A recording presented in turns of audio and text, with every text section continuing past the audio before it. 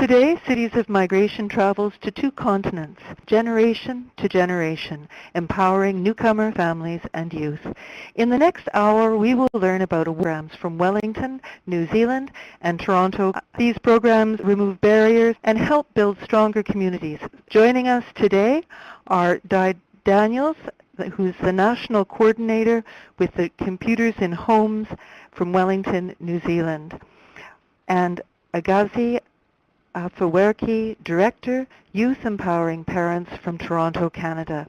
Good morning, everybody. Kia ora tātou. Nau mai haere mai to Computers in Homes in Aotearoa, New Zealand. My name is Di Daniels, and I'm the National Coordinator of this program run by the 2020 Communications Trust. Before I begin, I just found out this morning, checking in, that today is quite an auspicious day in the history of taking in refugee children from abroad. Today, the Polish community in New Zealand reenacted the first Polish refugees to arrive in New Zealand. That was 733 children years ago. This is what they had to say. 50 years ago, New Zealand, yes. Yes, safety. Yes, I will give you protection. And today, we still yes.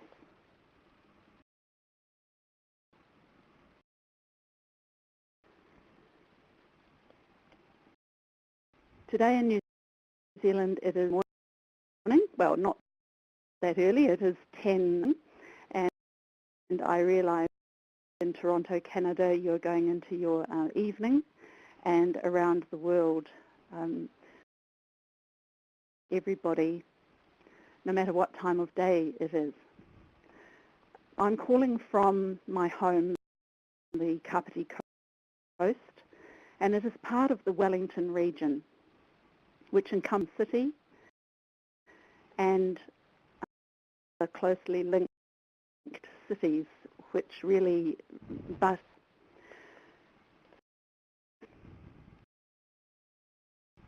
New Zealand being the capital city, around 200 people, about 5% of the whole of New Zealand's population.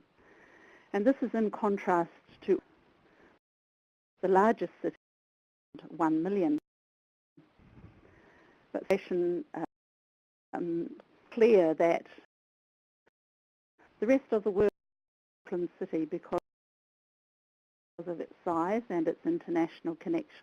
But the root of our program began in one small school in the Wellington region.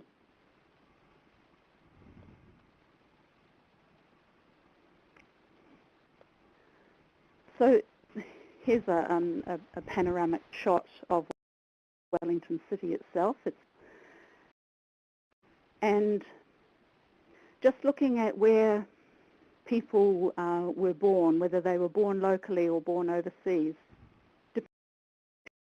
depending on the length of time each population group has arrived and settled in New Zealand, depends on how many have been born locally or overseas.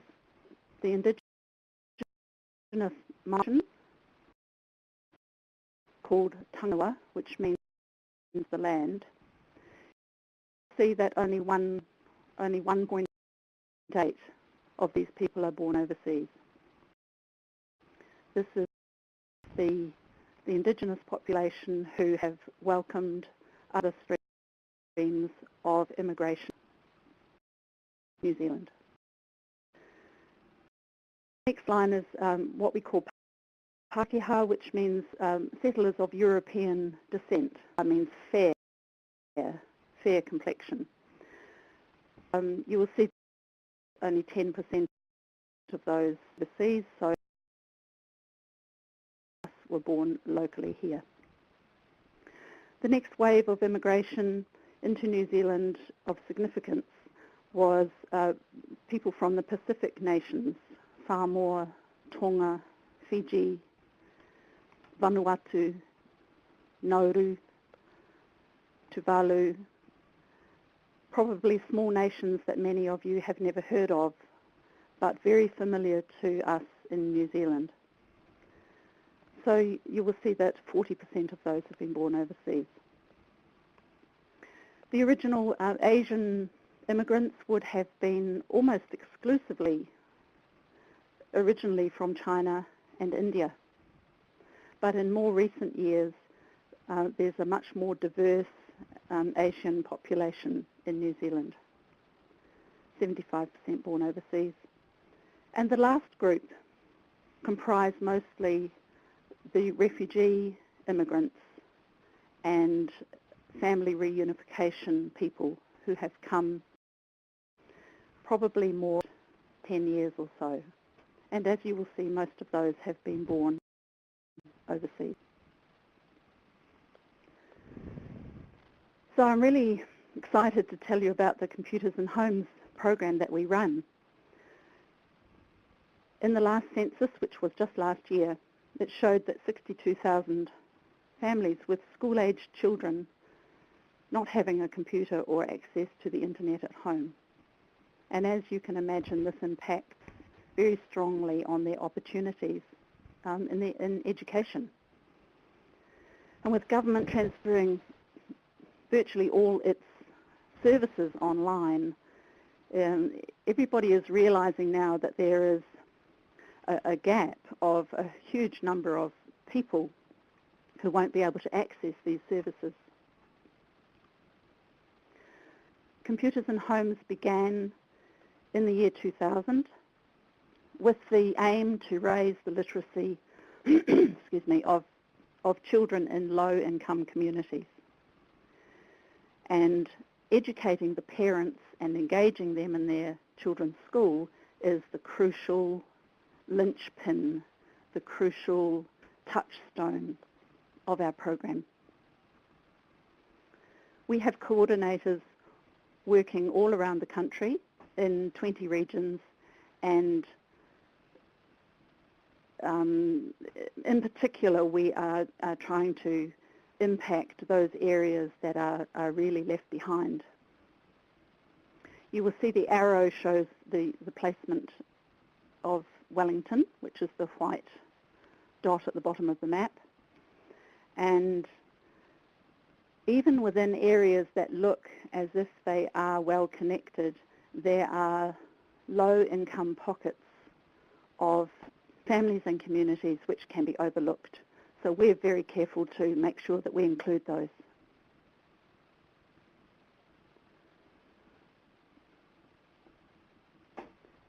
The excuse me, the New Zealand Education Ministry classifies schools on what we call a decile range, so that's 1 to 10. And schools are classified on the income of that community, the collective incomes of the parents whose children attend those schools. So funding to the schools is weighted and increased for low decile schools, and this is mostly where we work. So you will see the collage on the left of the slide. These are New Zealand communities around the country celebrating graduating parents from Computers in Homes, families taking home their new computer and equipment, and this young lad in the bottom corner with the cake cutting with his tongue out. That is not a rude, so much rude gesture. It's called pukana, and this is like a celebration. Any of you who have seen the All Blacks playing and the haka will have seen people doing the pukana. Compare the New Zealand families, or Kiwis as we call ourselves, with the family on the other side, a Nepali family graduating from Nelson, much better behaved. New families into New Zealand and with their school principal, and that's me celebrating with them too.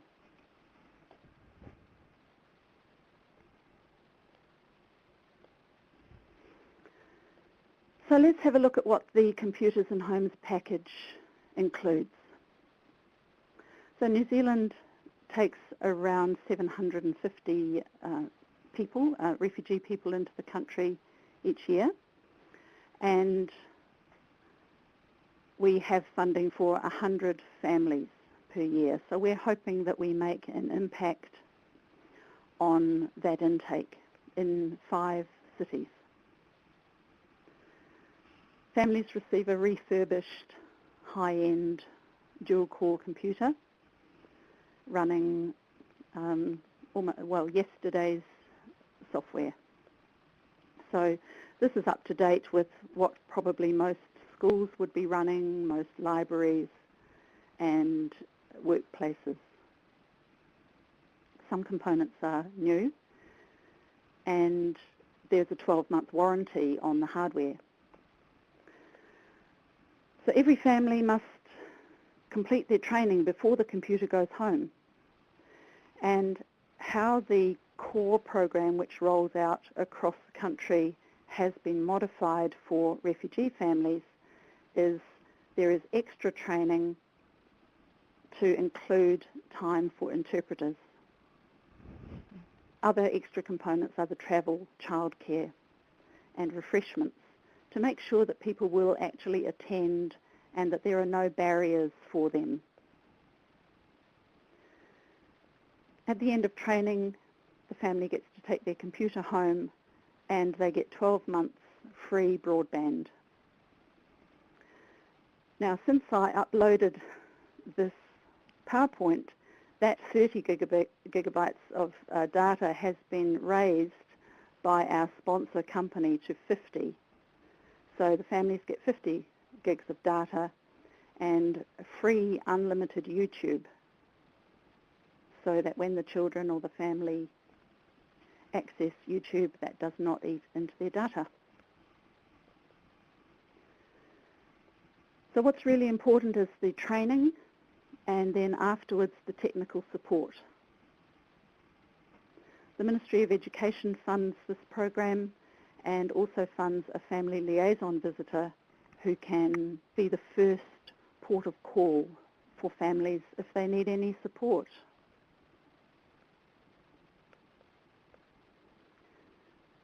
So here's a snapshot of some of our refugee families graduating from the program, and the children are a very important part of this. Many of the youth, older children, have been really valuable as interpreting for their parents during training, and some of them have gone on as they have grown older to actually be employed onto the program. So these are the current countries that New Zealand has accepted and welcomed refugee families from. And we have also just heard this week that most likely the next intake of refugee families will be from Syria.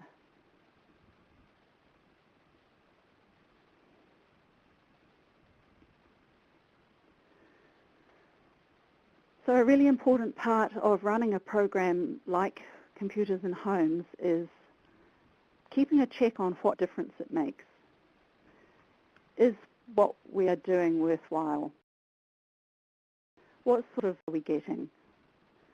And we do and even change things ahead of the valuation if we see that there is something that isn't working or something that needs attention.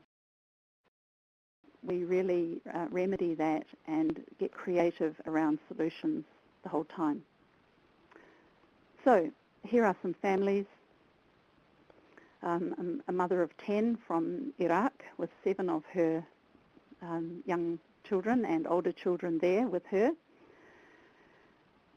Some boys training, helping with their tutor, and from different nations gathering together during training to get to know each other. We run, for the families around the country, the generic New Zealand families, we run a survey at the end of training, and again 12 months later to see how they're getting on. So the statistics that I'm showing here around employment, upskilling and further education from the whole country. We haven't had funding to translate all our SurveyMonkey questionnaires to various languages. The feedback that we have from the refugee families from interviews. After today, please feel free to check our website where our latest reports are uploaded, and we also have a lot of case studies. But mostly the families use the internet and their computer for the same things that you and I would every day. It becomes part of life, and at the end of 12 months when we ask to have the computers do a warrant of fitness on them, families are very reluctant to part with their computer for even one night because it has become their daily routine.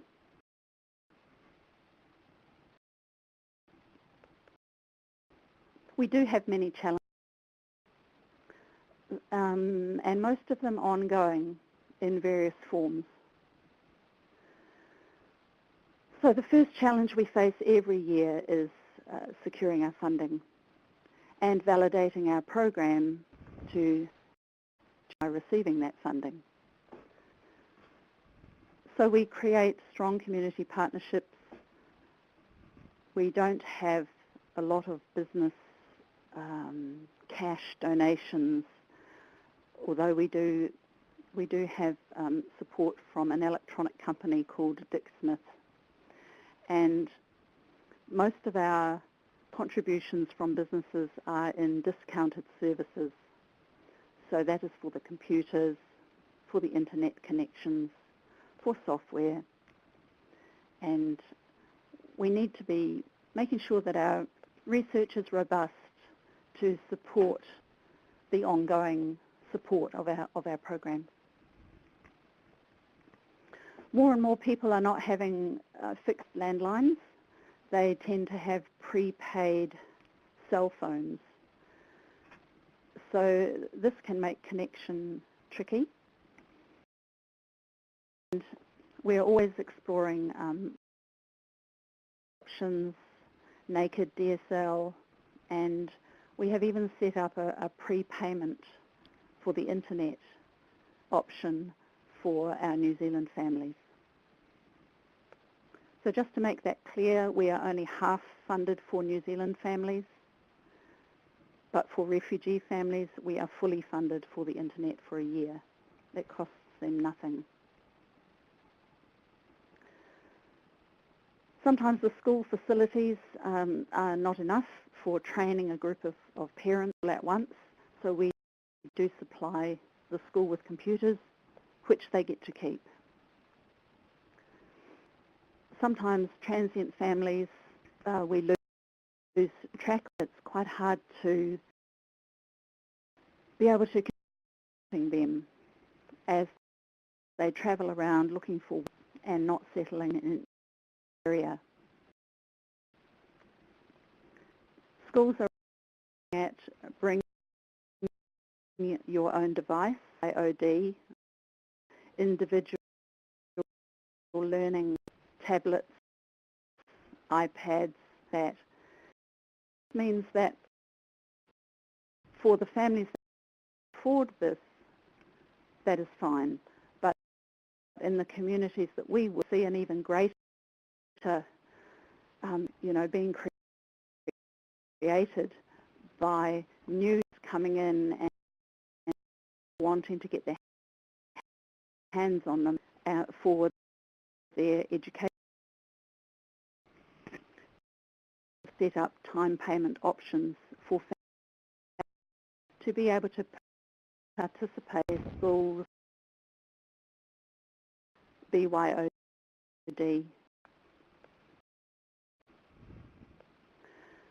The last one I'd like to briefly mention is that there seems to be a high-level discussion. Sometimes people in government, people in business, people who are doing well seem to think that everybody needs a computer at home. They are really surprised when we show them the statistics and show them the reality of communities that are not participating in the online world.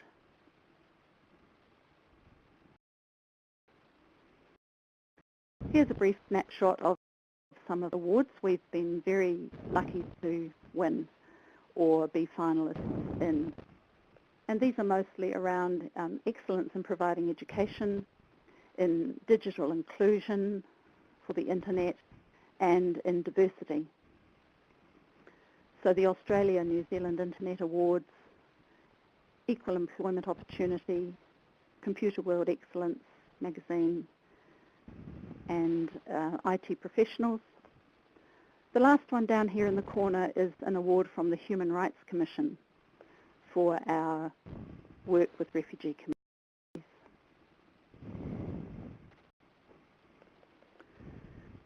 Okay, so what we would really like to come out of today is that perhaps some of you can see how the idea can be replicated and modified for your own use. So what started in one school has now gone out over 19 regions, including and rural communities. We've been culturally responsive to Māori communities in rural areas and in the cities, and to Pacific communities. So we have run the program on marae, which is Māori community and cultural centre, and also in Pacific churches. We have 5 cities running the refugee program, and at the bottom of the slide you will see a bus with a satellite dish. It has its own solar panels on the roof, and what you can't see is a retractable Wi-Fi tower which goes up 12 metres. So this is our digital on-road access bus, fondly named Dora, and this is as a response to families and communities being cut off by the Christchurch earthquake of 3 years ago. Still communities that are not properly connected with basic services, and the roads are not in good shape, and many of the schools have lost their buildings and facilities. So our Christchurch coordinator can drive the bus to the venue. Inside it is fitted out as a computer laboratory and learning centre. All the other regions with our coordinators in the country are very jealous. They all want a digital bus, but we just don't have funding for that, unfortunately. We've migrated our training curriculum into libraries for public to use, and I'm hoping this morning that my Antonio Diaz Andrade from Auckland University of Technology is listening to the webinar. He travelled the country interviewing refugee families on their experiences and how being involved in the Computers in Homes program helped them to settle into their new country, into their new life. And he will be presenting his things at a conference next year in May, and there's the link to that. Thank you, Antonio. Engineers Without Borders in Melbourne. Engineering doing their master's degrees in Melbourne contacted us, one in particular, Sriram Reddy from Chennai, now in Chennai, at that time in Melbourne. And these students were cleaning up computers, loading shareware and freeware onto them, and teaching refugee families in their homes. So we have collaborated with them. We have also visited Bangalore and Mysore universities and presented our work there. And very happy to work with a group of people from First Nations Technology Council in Vancouver who modified computers in homes to work with First Nations there. And we also put them in touch with Garden River in Ontario. Every day, every week, we are sending out information around New Zealand and around the world. So we are very happy to send out our starter pack, which has the start to finish how to run a project. Learning takeaways,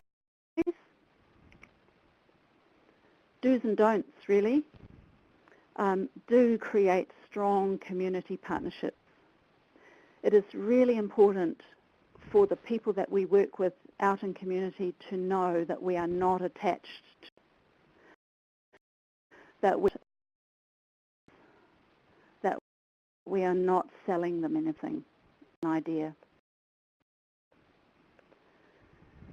It's important to build that trust.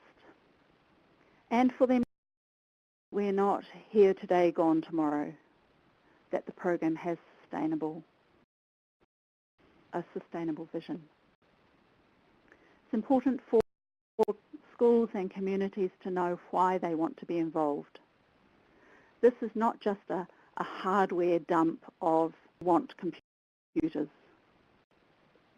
The computer is a very small component of the whole program.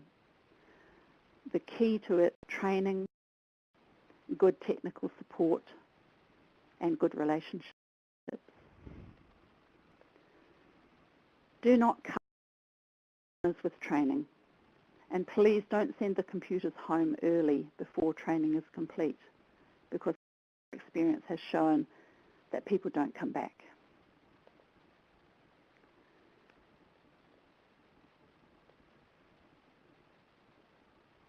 Please feel free to contact us. We are very open with our intellectual property. We play all the time. I can send you curriculum. We're always available on the end of email for advice, support, and learning from what you're doing. On the Computers and Homes page, we have a blog spot for current updates. And as I say, we're also on Facebook. So please feel free to contact us. Ngā mihi nui kia koutou katoa, which means huge greetings to you all. Thank you. Well, thank you, Dee, for that for excellent presentation. A simple idea and a connected community really can achieve. We've got much to learn from your success, and I would like to especially thank you for sharing that little bit of refugee history with us. That was very moving. Thank you very much. So now from one city to the next, let's go on to Toronto. Today's second speaker joins us from here, our own neighborhood, Toronto. I am delighted to welcome Agazi Afewerki from the Youth Empowering Parents Project. YEP is an innovative and award-winning program that equips newcomer youth to teach adults English and computer skills, putting a new spin on the traditional classroom and learning experience. YEP gives youth not only skills, but also the confidence they need to be the brilliant volunteer tutors to adults that they are. So over to you, Agazi. Welcome. Thank you so much.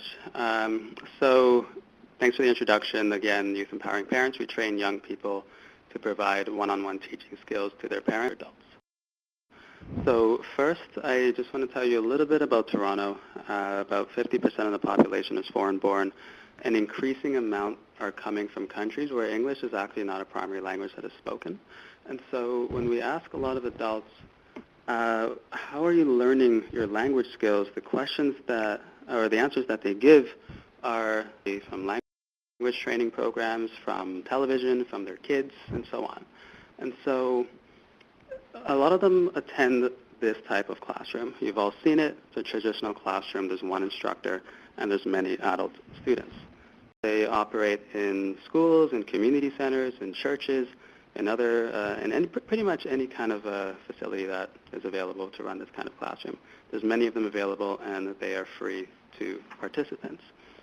But there are many concerns that adults have, many deficiencies in the inherent traditional teaching model of one instructor and many adult students. Here are some of the ones that the participants that we've helped have told us. So one said, I tried to register for other English classes, but they always say that mine is too advanced. I know what I need to learn, and I know my level of English. Another says the instructor's going too fast. Another says the instructor's going too slow. Another says that the instructor can only speak in English, and my English isn't that great. How am I supposed to learn English from someone who can only speak in English and not my native language? Fair point. So I'm just going to take you back 2 pages to the very last line here, from where are adults learning language skills, and many have said from their children.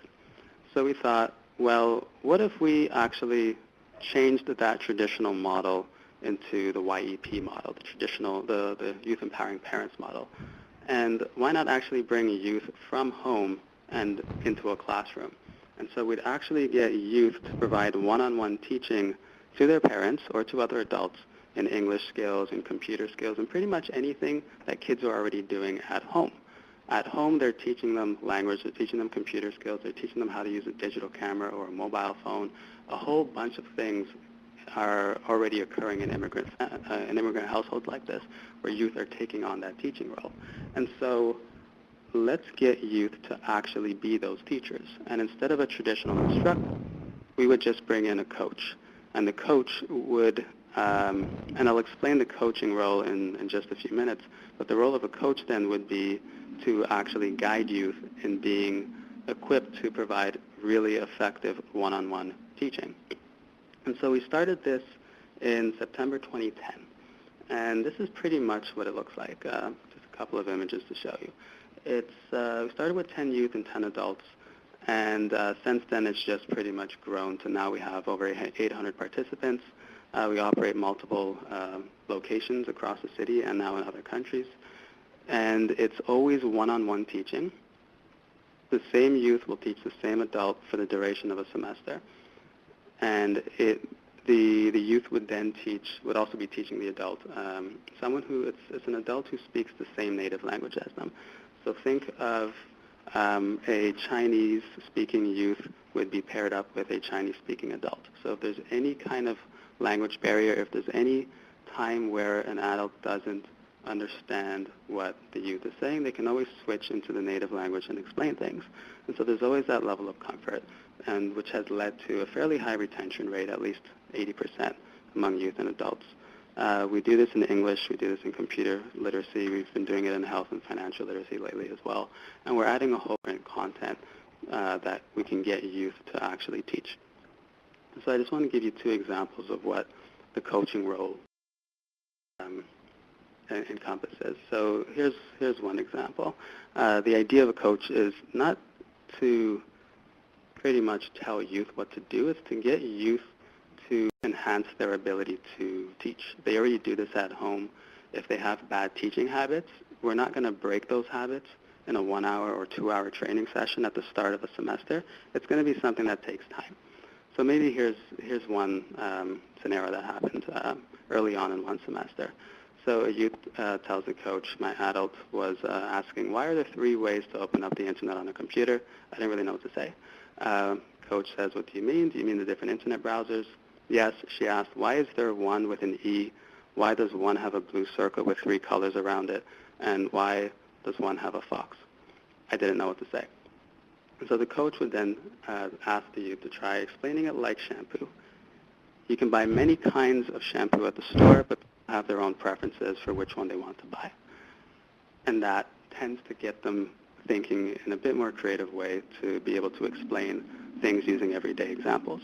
Another example, once the youth has gotten a hang of it later on in the semester, would be, okay, so what did you have trouble describing to your adult today? I had trouble explaining what it meant to compose an email.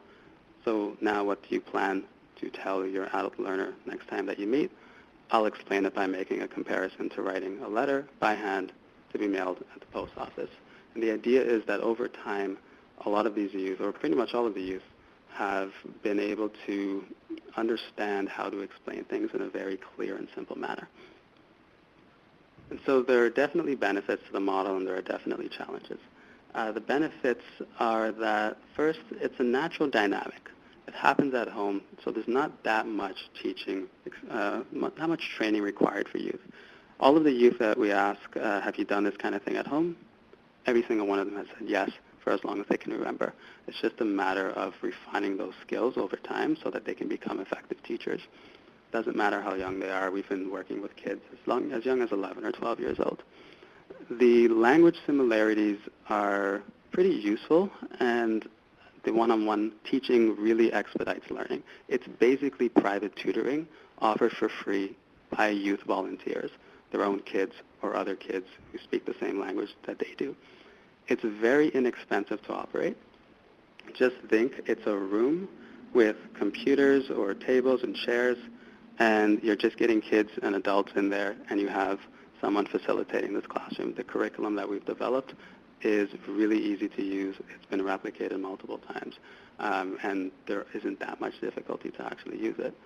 And for a lot of adults, it really functions now as a gateway. It's really common in Toronto to find many immigrants who have lived here for a very long time but have failed to integrate. They still can't speak the language. They're still socially isolated at home. And they still rely on their children. And so a classroom like this really enables them to have a significant level of comfort to come in and really just learn in a simple manner. The next piece is that it's really an opportunity not just for adults, but for youth as well. Yes, adults are learning, but youth are really learning a lot about community development, about leadership, about empathy building, about communication skills. Almost all of the youth that we work with have said that the program has actually increased, or they feel that it's increased their academic performance because now they're able to explain things in a much clearer fashion. And this whole concept of getting youth to be service providers as opposed to service receivers has really resonated with them. They're so used to being the ones who are taught things, and now they say for a change, even at the age of 12, I get to be responsible for someone who's 45 years old and their educational development. That's a very empowering thing. And then finally, it's that there's a really great use of social infrastructure for us. We've never paid for rent. We don't have one program location. We have multiple across the city, and we do it during non-peak hours at other community facilities, at schools, at community centers, at any place where you might have language courses running or where they're not running. And the way that we do it is, let's say, on a Saturday afternoon, a computer lab in one community center isn't being utilized between the hours of 1 and 3 p.m. We would take over that space, bring in adults, bring in youth, and we would just run it while it's there. That being said, there are a couple of challenges with the model. The first is that it's very reliant on youth and adults showing up together. If an adult doesn't show up for whatever reason, and it's unexplained, then the youth starts to think, maybe I suck at teaching. Maybe I'm not, the best person to explain. And they just start doubting themselves, and it really starts to just drain their confidence. And that's not good for anybody. The second is that there are obviously a few limitations to what youth are able to teach. We've been trying to develop a financial literacy curriculum for a while, but imagine getting a 12-year-old to teach budgeting or credit card fees to someone who's 45 years old. They don't actually have a grasp of it themselves, so it's something that they would first have to take a long time to learn, or they may just not understand it at the age of 12. Same thing goes with trying to teach advanced grammar or some vocabulary. If they don't know it at 12, we can't really get them to teach it. The model works well because we're getting youth to teach a lot of things that they already know or that they wouldn't have much difficulty picking up quickly. So for example, using Microsoft Word, using Skype, having basic conversations, filling out forms, communicating symptoms to a doctor, that type of thing. And the final is that it took us a while to figure out how to structure the curriculum. And anytime we start adding things, that's an English computer module, now financial literacy, it takes to figure out a youth to teach it. So for example, our English lessons initially required about 6 hours of training for you to teach. Years, we're now able to get it to the point where in 5 youth can pick it up and start teaching. Great, but it's to get to that level.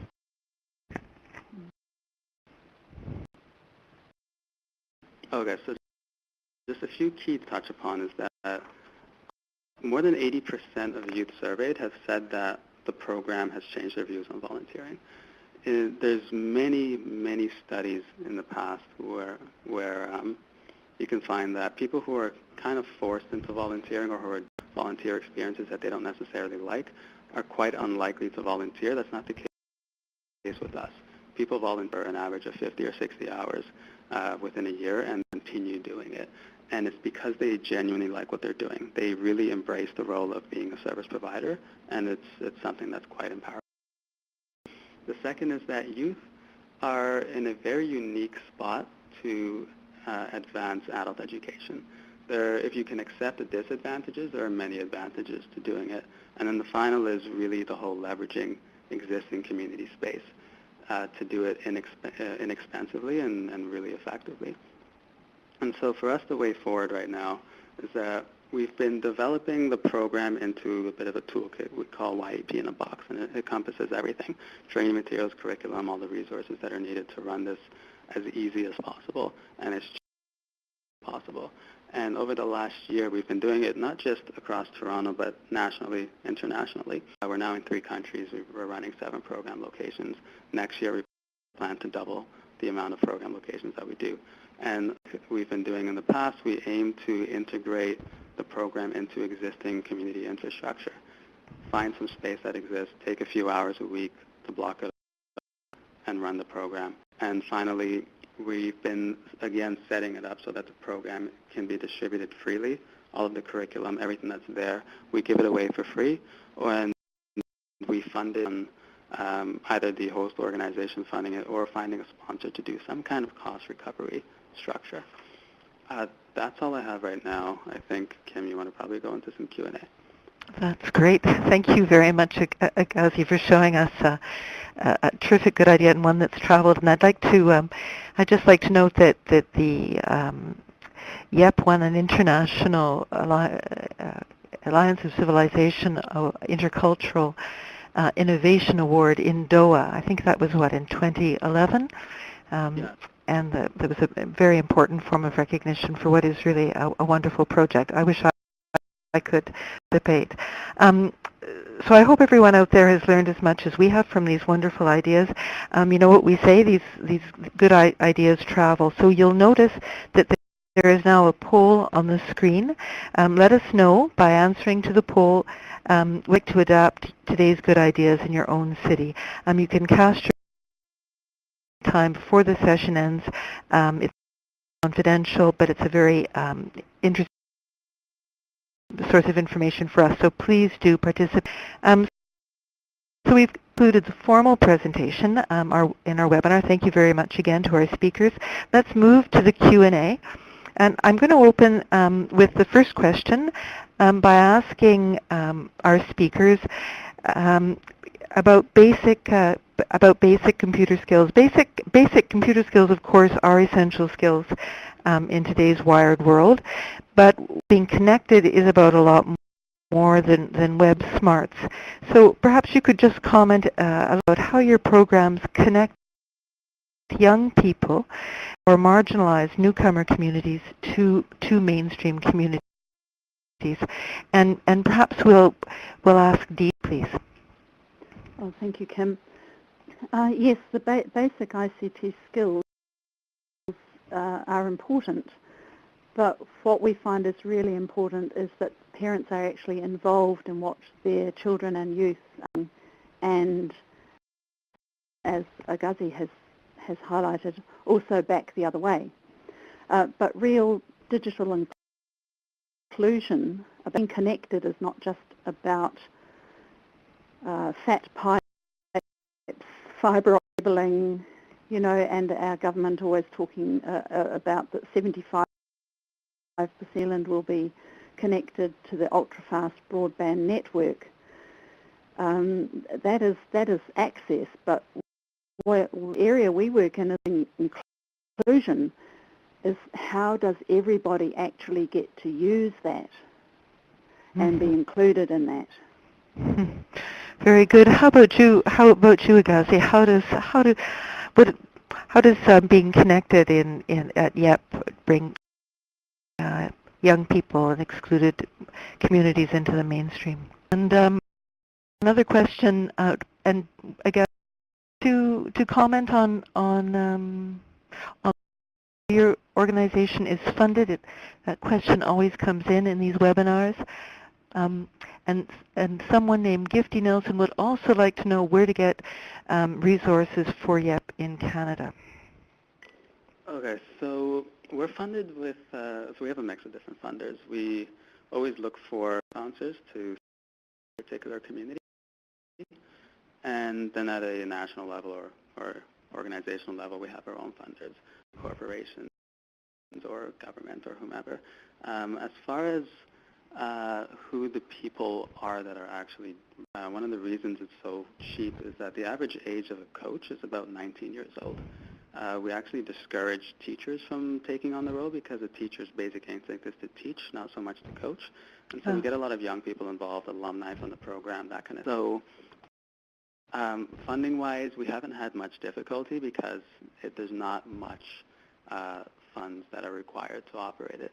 And then as far as the resources that are to run the program or any kind of interesting, any data that you guys are interested in, feel free. I think you guys are going to have my email after this. Just drop me a note. We can set up a Skype call if you want to have a further discussion, or I can send you any kind of documents that you're particularly interested in. Okay, very good. Question here from Dee about the legal impact of youth being paired with adults outside their home. We deal with that one again. Pairing youth with adults, are there any legal implications around ensuring that young people are safe? Yeah, so the people that are running the programs always have to be police checked, and we always do it at facilities where someone is there to observe. And we never, and we don't encourage it either, is that we never have kids and adults go off on their own, either at their own homes or meet outside of the regular class times. So when we pair youth and adults, it's not just the matter of pairing them and saying, figure out your own schedule. It's that we would actually have set times that people would come in. And so it's like a traditional classroom setting, just it functions differently. Okay, wonderful. Okay, I think we have time for one more question. This one's from Nadia. We've had all sorts of comments praising the programs. Someone wanting to start one in Saskatoon.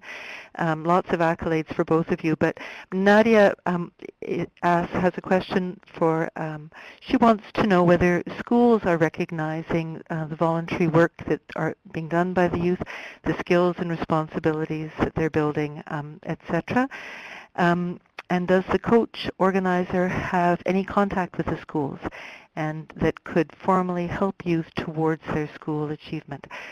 So I'll start with you, Agazi, again, about whether the schools are recognizing the youth voluntary service, and are there any other sort of connections between the young people in their classrooms?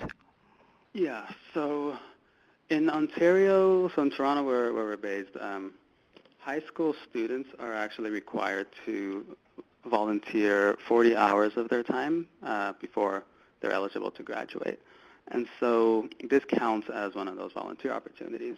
For a lot of youth, they don't like the concept of having to volunteer maybe in an office where they photocopy stuff or get people coffee or just do things that are relatively mundane and boring. This is more of an exciting opportunity, hence the reason that our retention rate has been much more higher than others, or that the willingness to volunteer is higher than others. And so from a recognition standpoint, those who generally have much more volunteer hours or who show dedicated commitment, we typically arrange things with the schools or the community centers where we operate to provide youth with some kind of an honorarium or a prize or something maybe to go towards their post-secondary education. It all varies, and we mix it up a lot. I wouldn't say there's anything that's standard about it. It's kind of just based on what the funds are and what we're able to do at that time. And then as far as the contact with the schools, the coach is always the primary contact with the schools, and not just for youth, but for adults to, I guess, pretty much help in any kind of capacity, whether it's transition capacity or academic capacity. They're always the ones who are in contact. And could I just ask, so is the school a primary area for identifying participants in your program? Half of or 5 of our programs actually run out of elementary schools. Okay. And they're set up as after-school programs. So the parents of the children or parents who are affiliated with the schools tend to be the adult participants. Okay, great. All right, over to you, Dee. I know you talked a little bit about working with schools and out of schools. Can you comment on the impact of your program of your young participants? Well, because we survey the parents, that is seen as, as not as a survey result, but of anecdotal evidence. But certainly the parents report in their surveys that the achievement of their children has gone up, that they have managed to understand the curriculum more, they understand the homework, parents know the sorts of questions to ask, and how to keep a track of what their children are doing. So because our funding has done a bit of a turnaround and has come back totally under the Ministry of Education now, from now onwards, the Ministry of Education will be checking up on the academic achievement of children from Computers in Homes families. That's not just from refugee families, but from all the children that are involved, which is around 1,500 a year through the schools program, and then 100 a year through the refugee program. Oh, isn't that interesting? I guess they really recognize the impact that you're having on these families. Thank you very much to Dee and to Agazi. We're at the end of the hour. I'm going to have to close the Q&A, although there are still a few questions. I always like to ask our presenters in closing a short, what I call a short fire question. It's our last question to both of you. Is there a word that can describe the one most important secret to your success? What would that word be? Dee? Relationships. Relationships. And how about you, Agazi? I would actually use the same word, relationships. Isn't that interesting? Well, fascinating. Congratulations. Well, these marvelous ideas are ideas that are traveling, are being replicated, are scaling up. We've got a lot to learn from your experience. I want to thank both of you very much. Our time has run out. So on behalf of all of our participants, let me say a big thanks to you, Dee Daniels in Wellington, New Zealand, and to you, Agazi Afewerki in Toronto, Canada. And also to all of you in the audience, thank you for joining us. I hope you can imagine this excellent work being interpreted in your city, adapted by your organization, or changing the neighborhood that you live in. I certainly can. We'd like to share more good practice and hear your stories of migration, so let's stay connected. Thank you very much, and thank you to everybody who listened. Thank you. This webinar is being recorded, and resources will be available at www.citiesofmigration.ca. Please bookmark the page and share it with your colleagues and networks. And we want your feedback on today's session, as well as your ideas for upcoming webinars in our Learning Exchange. So please complete our online evaluation by clicking on the link that you'll see now on your screen.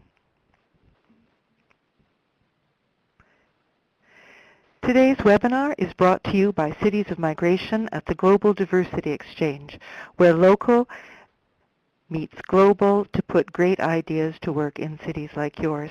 The Global Diversity Exchange is a new think and do tank at Ryerson University's Ted Rogers School of Management and a Maitrey idea. Thanks again, everybody. It's time to go. I hope you enjoy the rest of your day, whether it's morning, afternoon, or evening, in whatever your city this webinar finds you. Thanks so much. Bye now.